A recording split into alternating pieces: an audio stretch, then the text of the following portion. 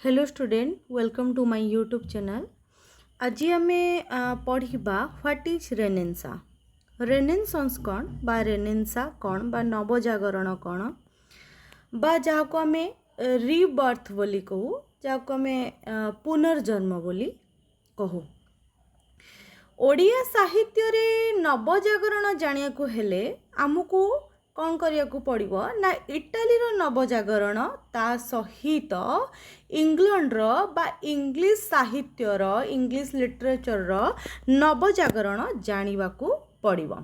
काहे की जानिया को पड़िबो?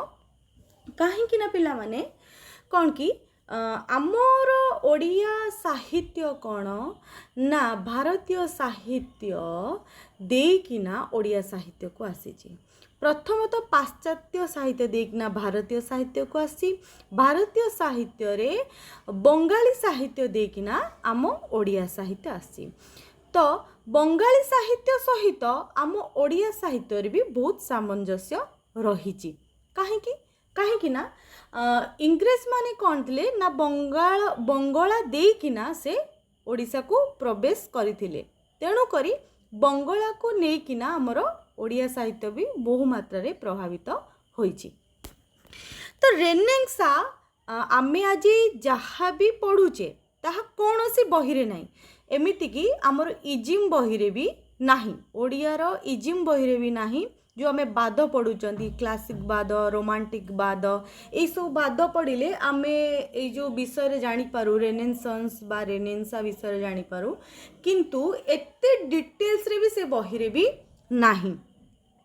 तो आम ओडिया पिलांको मन रे रही जाए केवल घोषा भाया घोषी दियंती हाँ रेनेसां एमती एमती नवजागरण होइथिला, किंतु मु आज संपूर्ण भावे पूरा इटाली लिटरेचर को लेकिना इंग्लिश लिटरेचर को लेकिना केमिति आम ओडिया लिटरेचर को नवजागरण आसिला देखिबा। आस यूरोप रो इतिहास को यूरोप रो इतिहास को मध्य तीन भाग रे विभक्त कर दो। कौन कौन ना एंशिएंट, मेडिवल आउ मॉडर्न हैला। एंशिएंट कौन प्राचीन, मेडिवल हैला मध्ययुगीय आउ मॉडर्न हैला आधुनिक। तो प्राचीन यूरोप बा एंशिएंट यूरोप रो समय थिला आरंभ रु 500 ख्रीष्टाब्द हैला। तापरे कौन ना ग्रीक और रोम सभ्यता थिला। यूरोप रो संस्कृति ग्रीस एवं रोम रु ही आरंभ होइथिला। अच्छा केमिति आरंभ होइथिला पिले हमर नवजागरण? काहेकि ना जदि आमे प्रथम तो बुझिबा एंशिएंट एज को हैला माने प्राचीन समय।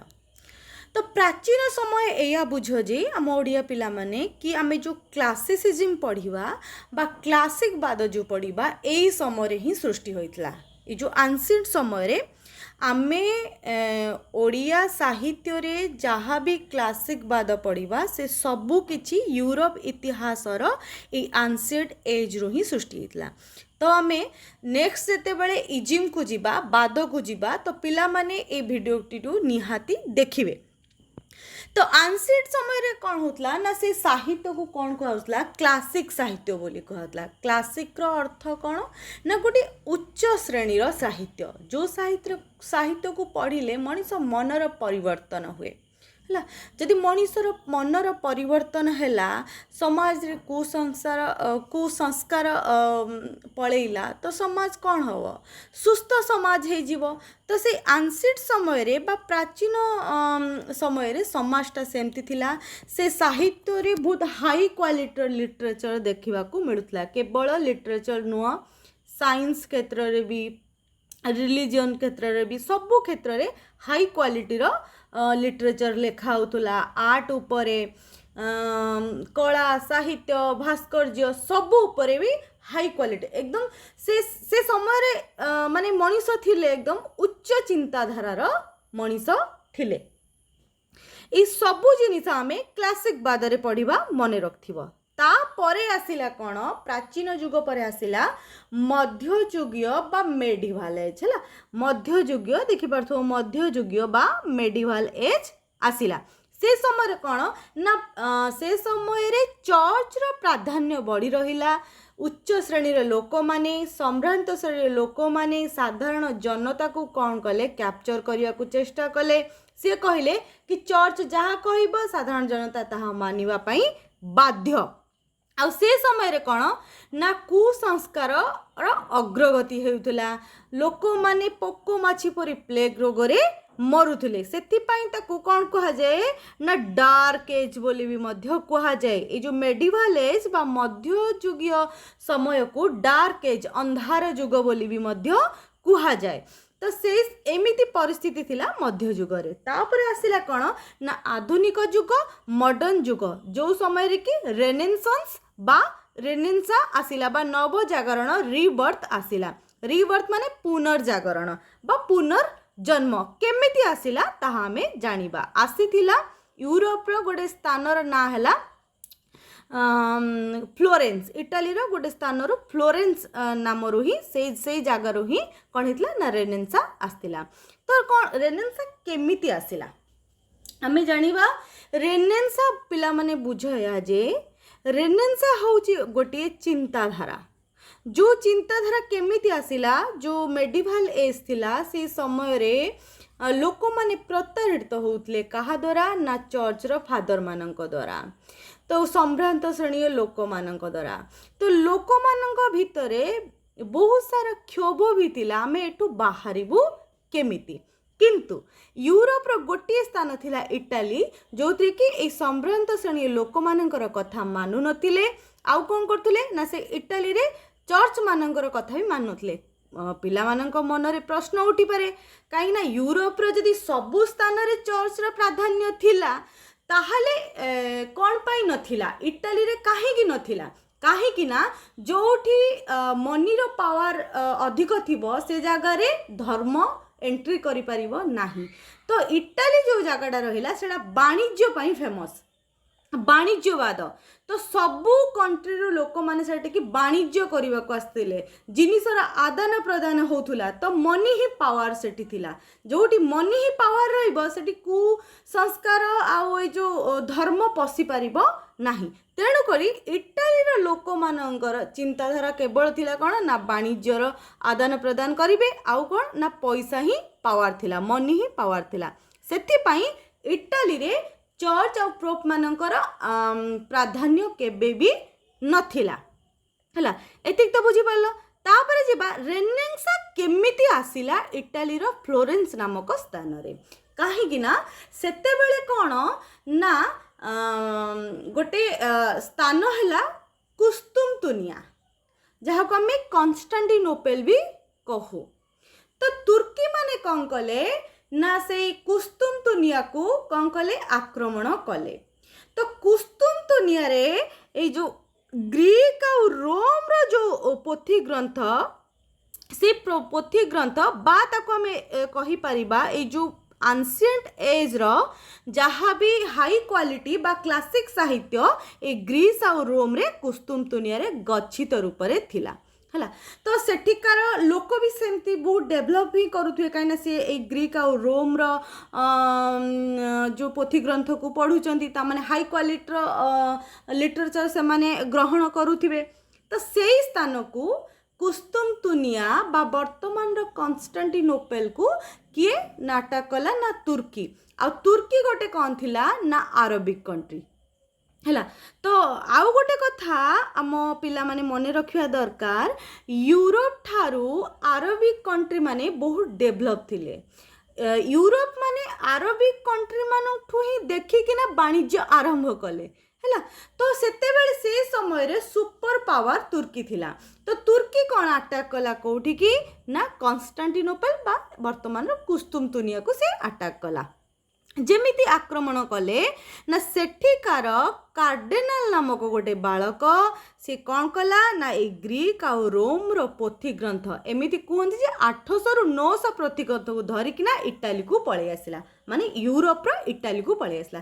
काना इटाली रे ही केवल और केवल चर्च रो प्राधान्य नथिला सम्भ्रांत श्रेणी लोक मानकर सेठी प्राधान्य नथिला। सेति पई से जो 800 रु 900 पोथी ग्रंथ को धरिकिना से कोठी पळि आसिले ना यूरोप रो इटाली को पळि आसिले। तो जेमिति से यूरोप रो इटाली रो लोक माने से जो पोथी ग्रंथ को पढ़िबा आरंभ करदेले कहीं तांको किछि नुआ जिंस मिलिला। जेतले से यूरोप रो लोक माने ताको पढ़िबा आरंभ कले तांको मन भितर गोटे जागरण सृष्टि हैला।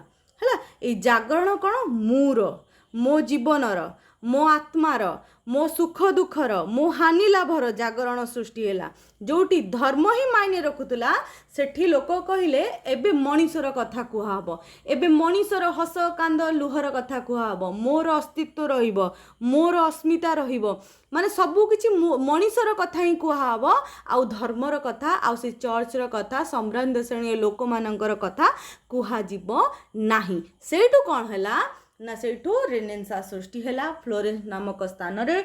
तो लोक माने से स्क्रिप्चर्स को पढ़िबा आरंभ कले, से पोथी ग्रंथ को पढ़िबा द्वारा तांग मनरे परिवर्तन हैला आउ रेनेसां आसिला। कला संस्कृति भास्कर्य साहित्यर परिवर्तन आमे देखागला जोटी कि ह्यूमानिज्म बा मानववादर सृष्टि जहाँ को आमे इजिम बा बादरे आमे पढ़िबा मानववाद ह्यूमानिज्म रो सृष्टि हैला। ए जानी पाइलो एतिक तो जानी पाइलो कि माने रेनेसां केमिति आसिला हैला। तापरे यूरोप रो फर्स्ट इटाली रे रेनेसां आसिला, तापरे आसिला फ्रांस रे, तापरे जर्मनी रे, तापरे जाइला इंग्लैंड को गला माने इंग्लिश लिटरेचर को गला माने इंग्राजी साहित्य को गला। तो इंग्राजी साहित्य को जते रेनेसां गला से जुग को आमे कहू कोन कहले से जुग को आमे गोल्डन एज हैला, गोल्डन एज को बोली कहू। काहे कि गोल्डन एज को आमे ताको आगु को देखिबा। एबे लक्ष्य कर जानिलो यूरोप रो इतिहास को आमे तीन भाग रे विभक्त करू, प्राचीन आउ कोन ना मध्ययुगीय आउ आधुनिक, एंशिएंट एज, मेडिवल एज आउ मॉडर्न एज। तापरे लक्ष्य कर प्राचीन यूरोप बा एंशिएंट यूरोप केते ना आरंभ रु 500 ख्रीष्टाब्द पर्यंत। ग्रीस और रोम सभ्यता केमितिला ना यूरोप रो संस्कृति ग्रीस एवं रोम रु ही आरंभ होइतिला जहा मु पूर्वरु कहिली। गणतंत्र और दर्शन केमिति थिला, फिलोसफी आ डेमोक्रेसी केमिति थिला। ग्रीस रो गणतंत्र माने से समय रे जोटा कि आम भारत रे 1947 मसीह रे माने स्वाधीन हैला, किंतु माने भाव माने से 500 ख्रीष्टाब्द समय रे ही से माने डेमोक्रेसी कथा भाबुतिले, ता माने से माने केते उच्च धरणर चिंताधारा से समय रे रखुतिले। तो गणतंत्र रे कौन थिला ना ग्रीस रो डेमोक्रेसी रो जन्म होइथिला एवं कोन ना काहाकू से माने पढुतिले ना सॉक्रेटिस प्लाटोन को भली महान चिंताधारा को जन्म होइथिले। एमाने हेले फिलोसोफर हैला जाकू दर्शनकार बोली कहू। सॉक्रेटिस और प्लाटोन को से माने पढुतिले जहा कि हमें क्लासिसिज्म बा क्लासिक बादरे भी हमें पढ़िबा मने रखिथिबा। रोमान साम्राज्य बा रोम रो साम्राज्य कौन थिला ना रोमान माने एक विशाल साम्राज्य गठन करथिले जहाँ सारा यूरोप रे कौन आईन रास्ता घाट स्थापत्य कलार विकास होइतला। माने सबु क्षेत्र जेमि तांको मनर जो इटाली रो लोक मानक मनर जेंति परिवर्तन हैला माने केमिति तांको समाज भी परिवर्तन हेउची, केमिति तांकर राजनीतिक स्थिति भी परिवर्तन होउची, केमिति तांकर आर्ट कल्चर भी केमिति परिवर्तन हेउची देख। तेणु करी कहंती जेते गोटे मनीष मनर परिवर्तन हुए सेटा समाज रे तार छवि निहाती प्रतिछवि देखा हुए। पतन केमिति हैला ए जो रहिला ए सभ्यतार पतन केमिति हैला ना बाह्य आक्रमण आ आभ्यंतरीण दुर्बलता जोगु 474 ख्रीष्टाब्द रे पश्चिम रोमान साम्राज्यर मध्य कौन हैला ना पतन हैला।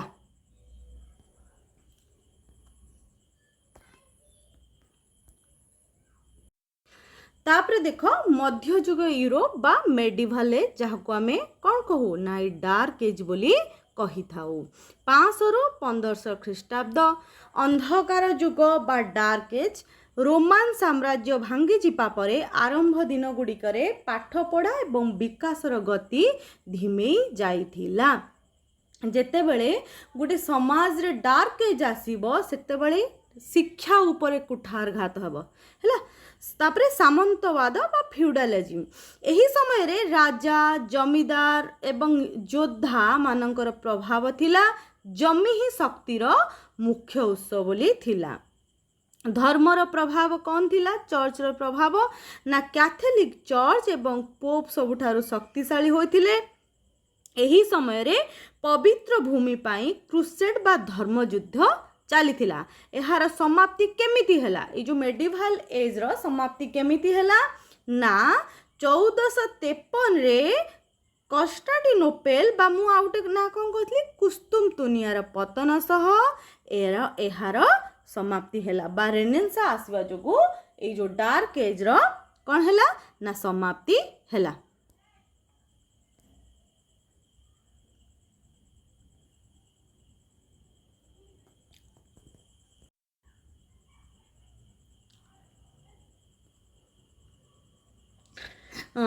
या पूर्व कौन देखिले ना ये जो मेडिवाल एज देखिले एथरे कौन ना ताको आमे डार्क एज बोली कही थाउ देखिले। तापरे जानले जे केमिदी सामंतवादर पतन हैला, जमी ही मुख्य उत्स थिला। तापरे कौन देखिले ना ये जो धर्मर प्रभाव थिला, चर्च और पोपर प्रभाव थिला, तार समाप्ति केमिति हैला ना ये कन्स्टान्टिनोपल बा कुस्तुन्तुनियार पतन सह एहार कौन हैला ना अंत हैला बा ये डार्क एज रो अंत हैला। तापर आसिला आधुनिक यूरोप, मॉडर्न यूरोप बोली जहाँ को आमे कहू 1500 ख्रीष्टाब्दरू एबे पर्यंत। नवजागरण बा रेनेसांस, एही समय रे कला विज्ञान एवं साहित्यर पुनर्जन्म हैला। लियोनार्दो दा भिंसी एही समय रे थिले समुद्र यात्रा माध्यम रे नुआ देश आविष्कार करिथिले। तापरे जेतेबेले आमर रेनेसांस आसिला, जेतेबेले आमर कला साहित्य भास्कर्यर विकास हैला, सेतेबेले शिल्प विप्लव भी हैला। शिल्प विप्लव कौन ना 1700 पर इंग्लैंड रू मेसीन एवं कारखाना प्रतिष्ठा आरंभ हैला, जहाँ विश्वर अर्थनीति को बदलाई देला। तापरे कौन ना फ्रेंच रिवोल्यूशन हैला, फरासी विप्लव 1798 रे फ्रांस जनसाधारण राजा विरोध रे विद्रोह करी समानता स्वाधीनता और भातृभावर नारा देथिले। तापरे कौन ना विश्वयुद्ध हैला, वर्ल्ड वार फर्स्ट आउ वर्ल्ड वार सेकेंड बा विश्वयुद्ध प्रथम आ विश्वयुद्ध द्वितीय हैला। ए जहाँ भी आमे पढ़ुचंती आम ओडिया साहित्यर आधुनिक माने समय रे से सबुर प्रभाव केमिति पड़ी, शिल्प विप्लव प्रभाव केमिति पड़िला, नवजागरण प्रभाव केमिति पड़िला, फ्रेंच रिवोल्यूशन बा फरासी विप्लव प्रभाव केमिति पड़िला, ए सबु उपरे आमर साहित्य उपरे ओडिया साहित्य उपरे प्रभाव पड़िची। एमिति कि विश्वयुद्धर भी प्रभाव पड़िची। तापरे देखो रेनेसां बा रेनेसांस, इटाली रेनेसां बा पुनर्जागरण प्रकृत आरंभ होइथिला। इंग्लैंड बा यूरोप अन्य देश को जीवा पूर्वरु एहा इटाली रे जन्म नेथिला। रेनेसां इटाली काहींकि आरंभ हैला, काहींकि ना 14 शताब्दी रे इटाली स्थिति अन्य देश मानक ठारू अलग थिला, काहे ना सेठी व्यवसाय होतला। धनी व्यवसाय रो केंद्र थिला इटाली। कोटी कोटी आरंभ होइतला ना फ्लोरेंस, भेनिस, मिलान भली सहर रे एही व्यवसाय मुख्य केंद्र थिला। आ एही व्यवसाय ही रेनेसांस बा पुनर्जागरण आरंभ होइथिला। एठाकर व्यवसायी माने प्रचुर धन अर्जन करुथिले। कलार पृष्ठपोषक पेट्रन्स ऑफ आर्ट फ्लोरेंस सहर एक अति धनी एवं प्रभावशाली परिवार थिले, जो परिवार नाम हैला मेडिसी फैमिली। देख से समय रे भी गोटे एमिति फैमिली थिला जे कि कला को मूलतः कला को ही प्रेरणा दउथुला। मान से फैमिली कौन कहउथला निज मनी को माने आर्ट उपरे खर्च करूथुला। माने भाबो केते डेवलप तांको माइंड थिला, ताको हमें मेडिसी फैमिली बोली कही थाउ। तापरे रोमान साम्राज्यर इतिहास, इटाली दिने महान रोमान साम्राज्यर केंद्र हैला, तेणु सेठाका लोकों भितरे निज प्राचीन गौरव फेरे आनिबार इच्छा अधिक थिला। तापरे कौन हैला ना कन्स्टान्टिनोपल पतन हैला। 1453 ଏହା ଇତିହାସର ସବୁଠାରୁ ମୋଡ଼ ଥିଲା। ଯେମିତି ତୁର୍କୀ ଆକ୍ରମଣ କଲା କନଷ୍ଟାଣ୍ଟିନୋପଲ, ତ କନଷ୍ଟାଣ୍ଟିନୋପଲ ପତନ ବୋଲି ତାହାକୁ କହୁଛେ। 1453 ମସିହାରେ ତୁର୍କୀର ଓଟୋମାନ ସାମ୍ରାଜ୍ୟ କନଷ୍ଟାଣ୍ଟିନୋପଲ ସହରକୁ ଅଧିକାର କଲେ। ସେ ଯେଉଁ ସାମ୍ରାଜ୍ୟ ଅଧିକାର କଲା ସେ ସାମ୍ରାଜ୍ୟର ଯେଉଁ ସାମ୍ରାଜ୍ୟର ନାମ ଥିଲା ଓଟୋମାନ। ଆଉ ସେ ରାଜା ଯେଉଁ ଥିଲେ ସେ ରାଜାଙ୍କର ନାମ ଯାହାକୁ ଜଣାଅଛି ସେ କମେଣ୍ଟ ବକ୍ସରେ ନିହାତି ଜଣାଇବ। ସେଠାରେ ରହୁଥିବା ଗ୍ରୀକ୍ ପଣ୍ଡିତମାନେ ନିଜ ପ୍ରାଚୀନ ଗ୍ରୀକ୍ ଏବଂ ରୋମାନ ବହିପତ୍ର ଜ୍ଞାନ ବିଜ୍ଞାନ ଦର୍ଶନ ଧରି ଇଟାଲୀ ପଳାଇ ଆସିଲେ। ଏହି ବହିଗୁଡ଼ିକୁ ପଢ଼ିବା ପରେ ଇଟାଲୀର ଲୋକମାନେ ବୁଝିଲେ ଯେ କ'ଣ ବୁଝିଲେ ନା ଚର୍ଚ୍ଚ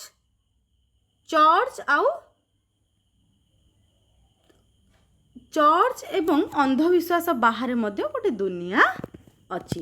ଆଉ ସେଠି କ'ଣ କରାଗଲା ନା ଫିଲୋସଫିକୁ ଇମ୍ପୋର୍ଟାନ୍ସ ଦିଆଗଲା, ସାଇନ୍ସକୁ ଇମ୍ପୋର୍ଟାନ୍ସ ଦିଆଗଲା, ନଲେଜକୁ ଇମ୍ପୋର୍ଟାନ୍ସ ଦିଆଗଲା ହେଲା। ଇଟାଲୀ ରେନେସାଁର ମୁଖ୍ୟ ଚିନ୍ତାଧାରା କ'ଣ ନା ମାନବବାଦ, ଯାହା ମୁଁ ପୂର୍ବରୁ କହିଥିଲି ହ୍ୟୁମାନିଜିମ୍, ମୋର ଅସ୍ତିତ୍ୱ अस्मिता उपरे ध्यान दिगला। मनीष कहला आमे एबे आम कथा ही लिखिबू, एबे मनीषर सुख दुख हानि लाभ कथा ही कुहाजिब। इटालीर जड़े प्रसिद्ध कवि कौन ना फ्रांसेस्को पेट्रार्क बोली है, फादर ऑफ ह्यूमानिज्म बोली भी ताको कहुए, मानववादर जनक बोली कहुए। जो माने नेट पाई प्रिपेयर करूचंती एंको ना बारंबार आमर क्वेश्चन रे आसीछि। पेट्रार्क को कौन कहुए ना फादर ऑफ ह्यूमानिज्म। पेट्रार्क एवं तांको साथी माने कहिले जे केवल मृत्यु पर जीवन बा स्वर्ग नरक कथा न भावी मनीष को ही एही पृथ्वीर जीवन को सुंदर करवा दरकार। मनीषर बुद्धि प्रेम एवं क्षमता को से माने कौन कले ना भरपूर प्रशंसा कले। इटाली रेनेसांर त्रिमूर्ति माने इटाली रेनेसां तीन जनक नाम आर्टिस्ट थिले, से कौन कौन ना Leonardo da Vinci, Michael Angelo आउ राफेल। मु पुणी थरे कहूची जो माने यूजीसी नेट ओडिया पई प्रिपरेशन करूचंती एमानंकर नाम बारंबार क्वेश्चन रे आसे, जोटा कि एटा इजिम रो ही पड़े। इटालीर एही पुनर्जागरण काल रे तीन जन महान व्यक्ति जन्म नेइथिले जो माने पूरा विश्वर कला को बदलाई देले। तीन जनकर ना हैला Leonardo da Vinci, Michael Angelo आउ राफेल। लियोनार्डो दा विंसी केवल चित्रकर नथिले बरं से वैज्ञानिक भी थिले, इंजीनियर भी थिले एवं गोटे आविष्कारक मध्य थिले। तांकर गोटे फेमस पेंटिंग थिला जो माने कि जाई गूगल सर्च भी आज करि परियो, मोनालिसा हैला। आउ गोटे चित्र थिला तांकर विश्व प्रसिद्ध द लास्ट सुपर। से ही प्रकृत रेनेसांस मैन थिले। रेनेसांस मैन कहले काहाकू लियोनार्डो दा विंसी। से इटाली जड़े आर्टिस्ट थिले, वैज्ञानिक थिले, इंजीनियर मध्य थिले। तापरे सेकेंड रे किए आसले माइकल एंजेलो। से जड़े असाधारण भास्कर चित्रकर थिले। रोम रा सिस्टाइन काफेल रो छातरे से चित्रकला करथिले एवं डाविड को पत्थर मूर्ति रेनेसांर श्रेष्ठ निदर्शन। तापरे आसिले तृतीय रे राफेल। तांकर प्रसिद्ध चित्र द स्कूल ऑफ एथेंस रे से प्राचीन ग्रीक दार्शनिक किए ना अरिस्टोटल और प्लाटो मानन को एकाठी आलोचना करुथिबार देखा जाती, जहाँ से समय रे ज्ञानर आदर को बुझाए। माने से समय पर्यंत माने से गोटे नुआ जिनिस ये कले। से जो आमर एंशिएंट जुगर जो दुई जन विशिष्ट कवि थिले से तांकू कौन कले विशिष्ट फिलोसोफर थिले, सॉरी कवि नुह फिलोसोफर थिले दार्शनिक।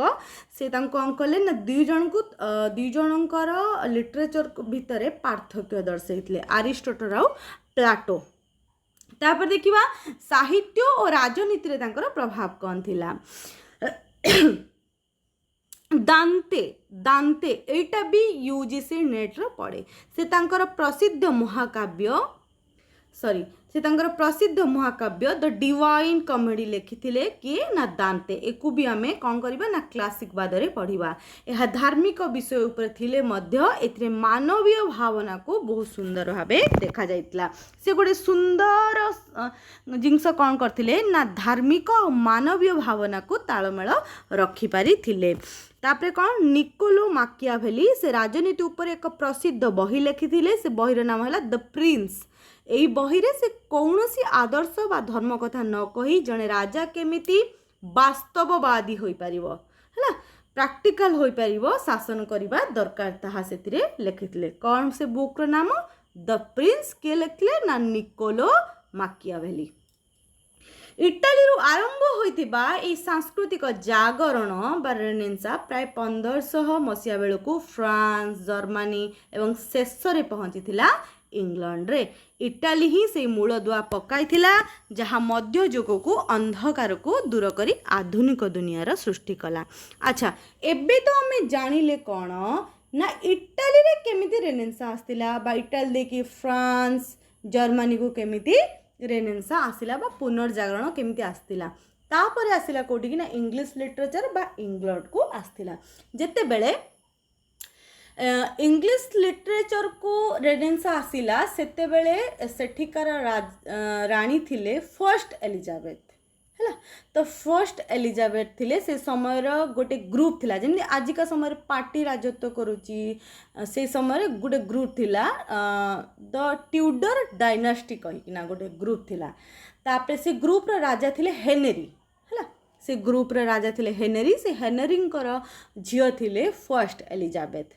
जेते बेले हेनरी राजा थिले सेते बेले स्पेन सहित इंग्लैंड रो भल संपर्क थिला है।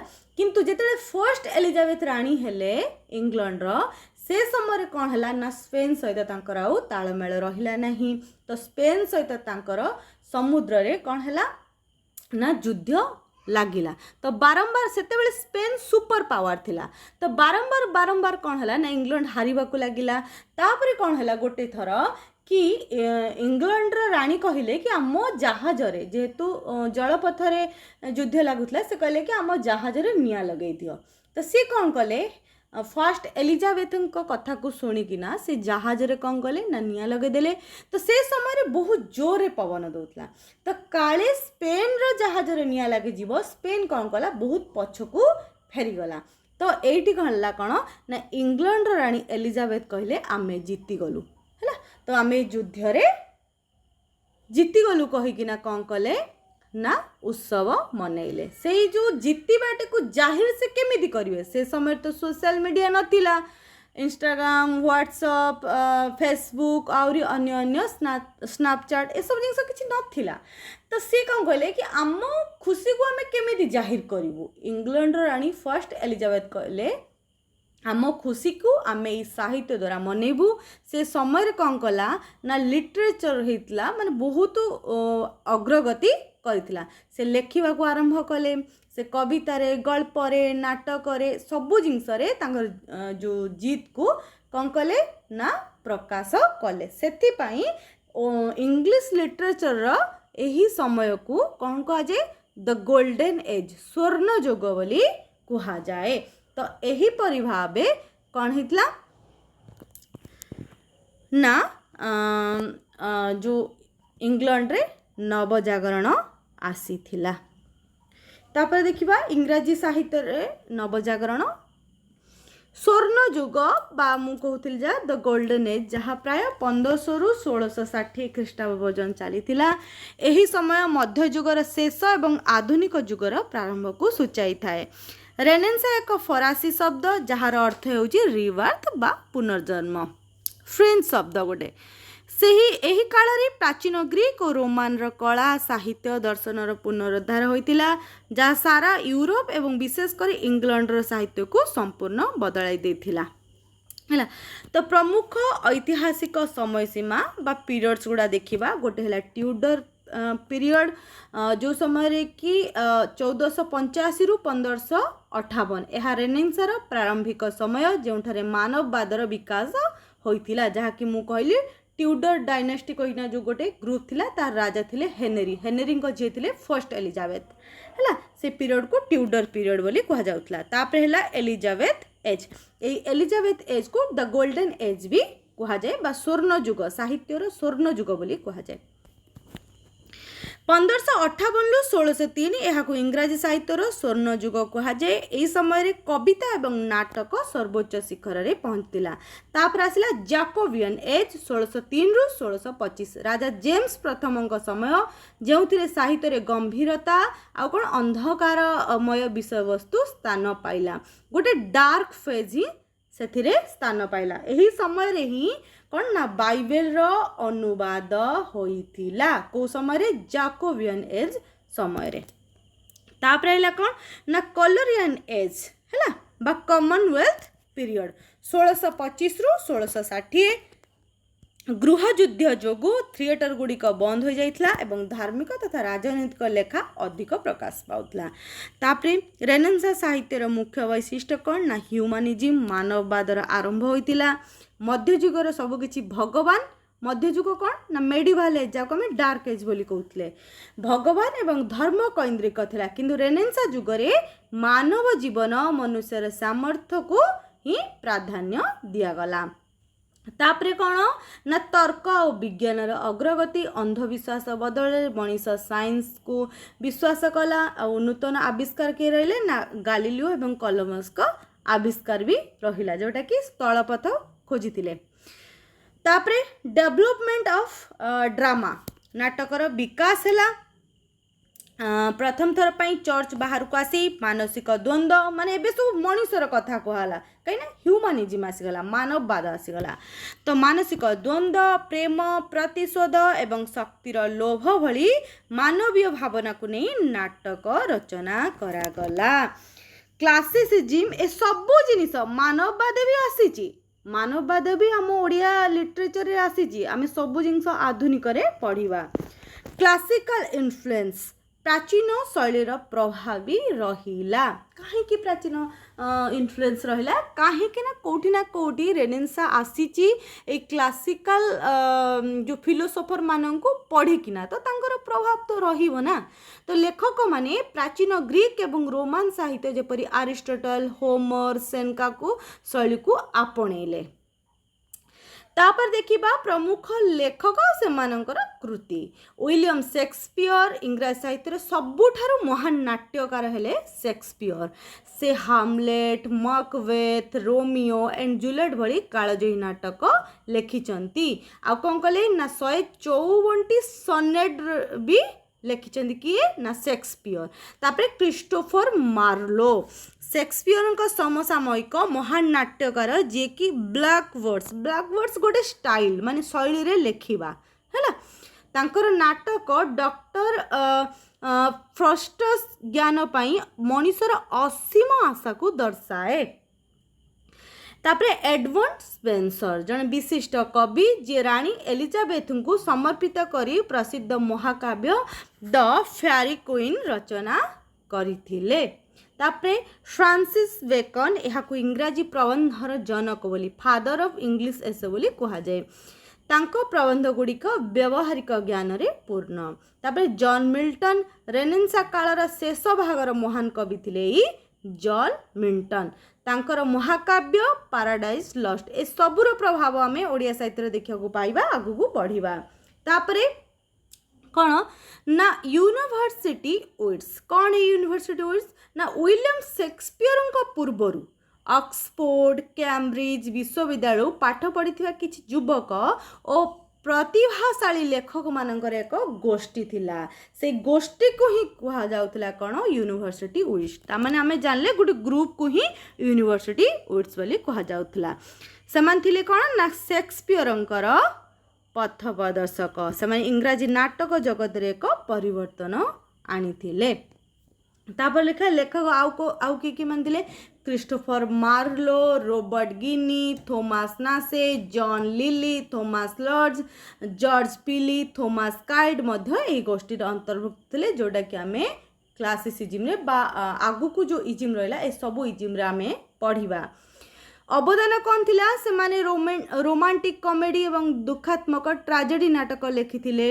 एक नुआ शैली तैयारी करथिले जहाकु परवर्ती समय रे शेक्सपियर व्यवहार करी अधिक सफल होइतिले।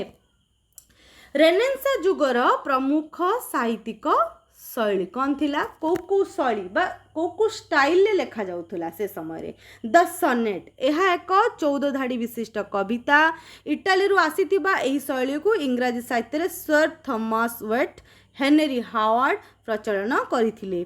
परे शेक्सपियर यहाँ को निज शैली रे लेखिथिले जहाँ शेक्सपियरियन सनेट कहा जाउतला। एहार रिदिम स्क्रीम हेउची प्रथम वर्ण तापरे द्वितीय वर्ण पुणी प्रथम तापरे द्वितीय तापरे तृतीय तापरे चतुर्थ तृतीय चतुर्थ पंचम षष्ठ सप्तम सप्तम एही बळी तार रिदिम बा शैली रहुथिला। तापरे आ गोटे स्टाइल कौन ना ब्लैक वर्ड्स यह एपरी एक कविता बा नाटकीय संलाप शैली जो कि निर्दिष्ट छंद रोला बा लाम्बिक पारामीटर गोटे प्रकार छंद ही रोला। शेष शब्द गुड़िक मध्य रिदिम बा मिलन न थाए। क्रिस्टोफर मार्लो यह एते सुंदर भाव व्यवहार करते जे यह मार्लोस माइट लाइन बोली कुहागला। यह थिला हमर कौन जानले कि रेनेसांस इटाली रे तापरे फ्रांस रे तापरे जर्मनी को आसिला शेष रे आसिला कौन ना इंग्लिश लिटरेचर को बा इंग्लैंड को आसिला। यह गोटे आमे आज पढ़िले गोटे पृष्ठभूमि से पृष्ठभूमि उपरे केमिति आमर भारतीय रेनेसां छिड़ा है भारतीय रेनेसां देकिना बंगाली साहित्य देकी केमिति आम ओडिया साहित्य को आसीची ता आमे नेक्स्ट क्लास रे पढ़ा। जदि भिडियोटी तुम मानक भल लगिला ताने लाइक शेयर आउ सब्सक्राइब निहाती करिवे आउ कमेंट्स भी निहाती करिवे कि भिडियोटी तुमको केमिति लागिला। धन्यवाद।